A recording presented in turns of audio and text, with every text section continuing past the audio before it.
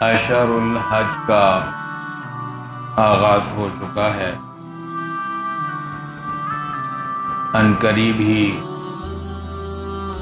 ذو الحجہ شروع ہونے کو ہے، جس میں اہل ایمان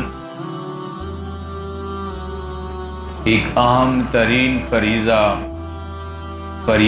حج کی ادائیگی کرتے ہیں۔ ماہ ذو الحجہ میں جہاں حج جیسی عبادت ہے، قربانی جیسا عمل ہے، اور یوم النحر عید الاضحیٰ کا مبارک دن ہے، وہی اس ماہ مبارکہ میں اللہ تعالیٰ نے عبادت کے لیے عشرہ ذو الحجہ کو بڑی فضیلت عطا فرمائی۔ یہ اللہ کی تقسیم ہے کہ وہ اپنے بنائے ہوئے اوقات اور زمانے کو کسی کو چاہے تو کسی پر فضیلت دے دے، کسی وقت کی قدر و قیمت کو اللہ چاہے تو بڑھا دے۔ ہم سال بھر کے اندر دیکھتے ہیں بعض مہینے عظمت اور فضیلت میں دوسروں پر فضیلت رکھتے ہیں، بعض دن بعض راتیں اللہ نے سال بھر میں انہیں خاص مقام عطا کیا ہے، جیسا کہ 5 بڑی قیمتی راتیں سال کے اندر آتی ہیں۔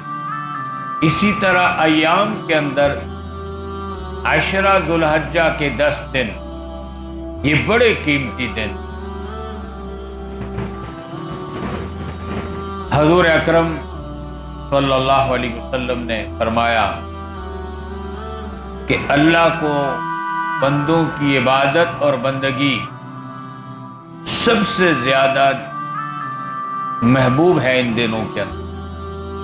اللہ کی عبادت سب سے زیادہ افضل عشرہ ذو الحجہ کے ایام میں۔ تو اللہ تعالیٰ نے اس مقام پر چند قسمیں اٹھا کر اسی عشرہ ذو الحجہ کی فضیلت کو بیان کیا۔ فرمایا والفجر، قسم ہے فجر کی۔ فجر صبح صادق کے وقت کو کہا جاتا ہے، جس کے اندر نماز فجر بھی ادا کی جاتی ہے۔ اس سے مراد کون سی فجر ہے؟ بعض علماء تفسیر نے فرمایا ہر فجر مراد ہے، چونکہ اس پہ رات کا اختتام ہوتا ہے اور دن کا آغاز ہوتا ہے، اور پھر اس کے اندر جو ہے نماز فجر کا بھی وقت ہوتا ہے۔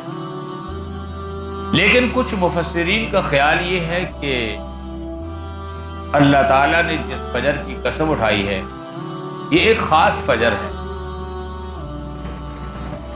اور وہ ہے یوم النحر کی فجر، قربانی کے دن کی فجر، عید الاضحیٰ کے دن کی فجر۔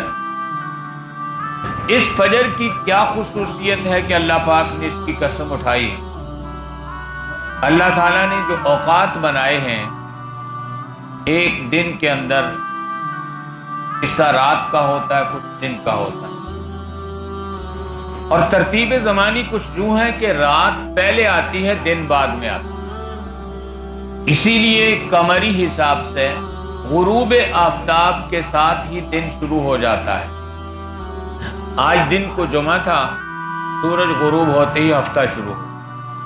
شمسی اعتبار سے دن کی تبدیلی رات کے وقت ہوتی، اور رات کے بھی نصف وقت کے اندر یہاں پہ انسان سوچتا ہے کہ یہ 12:30 بجے تو کوئی حد فاصل نہیں ہے، کوئی باؤنڈری نہیں ہے، مغرب کے وقت میں رات اور دن کی سرحد ہے۔ اسی طرح فجر کے وقت میں بھی رات اور دن کا ایک فرق ہوتا ہے، لیکن رات 12:30 بجے کون سا فرق ہے کہ رات چل رہی ہے اور اس کے بعد بھی رات چل رہی ہوتی ہے، وہاں تاریخ بدلتی ہے اور دن بدلتا ہے۔ لیکن قمری طور پر دن جو ہے وہ غروب آفتاب سے ہی بدل جاتا ہے، اور اگلا دن جو ہے وہ غروب دن کا آغاز مغرب سے ہوتا ہے۔ سورج طلوع ہونے سے نہیں ہوتا، اور رات پہلے ہے دن بعد میں، یہ پہلی رات بعد والے دن کے ساتھ ہوا کرتا۔